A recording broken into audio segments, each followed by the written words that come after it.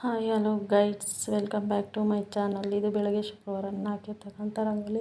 ನನ್ನ ರಂಗೋಲಿ ಹೇಗಿದೆ ಅಂತ ಕಮೆಂಟ್ ಮಾಡಿ ಫ್ರೆಂಡ್ಸ್. ಹಾಗೆ ಸ್ವಲ್ಪ ನಾನು ಟೆರೆಸ್ ಮೇಲೆ ಹೋಗಬೇಕಾಗಿತ್ತು, ನಿಮಗೂ ಕೂಡ ರಂಗೋಲಿ ತೋರಿಸಿ ಹೋಗೋಣ ಅಂತ ತೋರಿಸ್ತಾ ಇದ್ದೀನಿ. ಹಾಗೆ ಟೆರೆಸ್ ಮೇಲೆ ಹೋಗ್ತಾ ಹೋಗ್ತಾ ಮಾತಾಡೋಣ. ನನಗೆ ಟೆರೆಸ್ ಹತ್ತೋದು ಅಂತಂದ್ರೆ ಬೇಜಾರು ಫ್ರೆಂಡ್ಸ್. 3 ಸ್ಟೆಪ್ ಹತ್ತೋಗ್ಬೇಕು ಅಂತಂದರೆ ತಲೆ ಕೆಟ್ಟೋಗುತ್ತೆ. ಹಾಗೆ ಟೆರೆಸ್ ಮೇಲೆ ಡೋರ್ ಹಾಕ್ಕೊಂಡು ಹೋಗ್ತಾ ಇದ್ದೀವಿ. ಹಾಗೆ ಹೋಗ್ತಾ ಹೋಗ್ತಾ ಆಂಟಿ ಇದ್ದಾರೆ ಅಂತ ಅಂದ್ಕೊಂಡು ಹೋದೆ. ಸದ್ಯಕ್ಕೆ ಇದ್ದರು ಮೇಲ್ಗಡೆ ಬಟ್ಟೆ ತೊಳಿತಾ ಇದ್ರಲ್ವ, ಸರಿ ಆಯಿತು. ಅವರು ಹಂಗೆ ಮಾತಾಡ್ಸ್ದಂಗೆ ಆಗುತ್ತೆ ಅಂತಂದೇಳಿ ನಾನು ಸ್ವಲ್ಪ ಹುಣಸೆಹಣ್ಣು ಬಿಸಿಲಿಗೆ ಹಾಕಬೇಕಾಗಿತ್ತು ಅಂತಂದೇಳಿ ಹೋದೆ. ಹಾಗೆ ಹೋಗ್ತಾನೆ ಮಾತಾಡ್ಕೊಂಡು ಹೋಗೋಣ ಅಂತ ಹಾಗೆ ಇಲ್ಲಿ ಮೇಲೆ ಹತ್ತಿ ಬಂದೆ. ಬಟ್ಟೆ ತೊಳಿತಾ ಇರೋ ಸೌಂಡ್ ಕೇಳಿಸಿದ ತಕ್ಷಣ ಕನ್ಫರ್ಮ್ ಪಕ್ಕದ ಮನೆ ಅಕ್ಕ ಇದ್ದಾರೆ ಅಂತ ಹಾಗೆ ಹೋದೆ. ಸರಿ ಆಯಿತು ಅಂತ ಹತ್ತಿ ಹೋದೆ. ಹಿಂಗೆ ಹೋಗ್ಬೇಕಾದ್ರೆ ನನಗೆ ಸಿಕ್ಕಿದ್ದು ಸ್ವಲ್ಪ ನಮ್ಮ ಓನರ್ ಆಂಟಿ ಕಿಟಕಿಲಿ ಮಡಗಿದ್ದಾರೆ ನೋಡಿ, ಅದು ಬಂದುಬಿಟ್ಟು ತಂಗಟಿ ಹೂವು ಅಂತ. ಇದು ಫೇಸ್ಗೆ ತುಂಬ ಒಳ್ಳೆಯದಂತೆ, ಅಂದರೆ ಬಂಗು ಆಗಿರುತ್ತಲ್ವ, ಅದಕ್ಕೆ ಇದ್ರ ಬಗ್ಗೆ ಇನ್ಫಾರ್ಮೇಷನ್ ಕೊಡ್ತೀನಿ ಫ್ರೆಂಡ್ಸ್. ಇವರು ನಮ್ಮ ಮನೆ ಪಕ್ಕದ ಅಕ್ಕ. ಇವತ್ತೇನೋ ಕಟ್ಟಿಂಗ್ ಇಲ್ಲ ಅಂತಂದೇಳಿ ರಜಾ ಕೊಟ್ಟಿದ್ದಾರಂತೆ ಗಾರ್ಮೆಂಟ್ಸ್ಗೆ. ನಾನು ನೋಡೋದೇ ಇಲ್ಲ ಅಂತ ಹೇಳ್ತಾ ಇದ್ದೆ.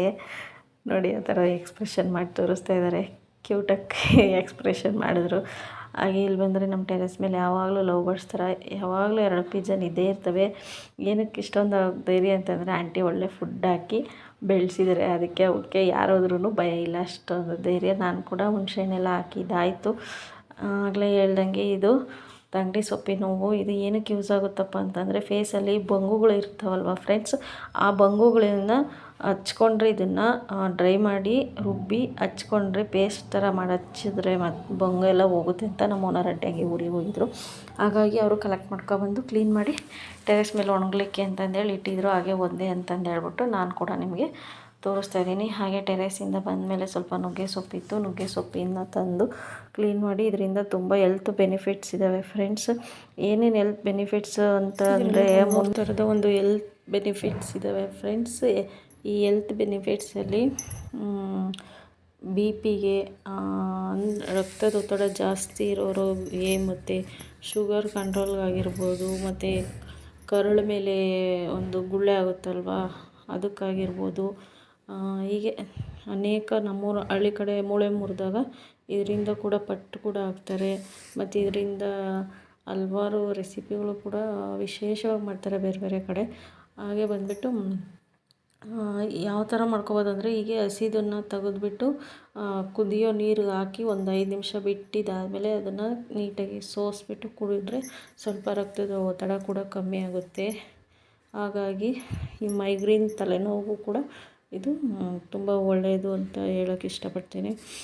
ಇದರಲ್ಲಿ ನಾನಾ ಥರ 300 ಥರ ಕಾಯಿಲೆಗೆ ತುಂಬ ಒಳ್ಳೆ ರೆಮಿಡಿ ಇದು. ಆಯುರ್ವೇದಿಕಲ್ಲಿ ತುಂಬಾ ಫೇಮಸ್ಸು ಆದಂಥದ್ದು.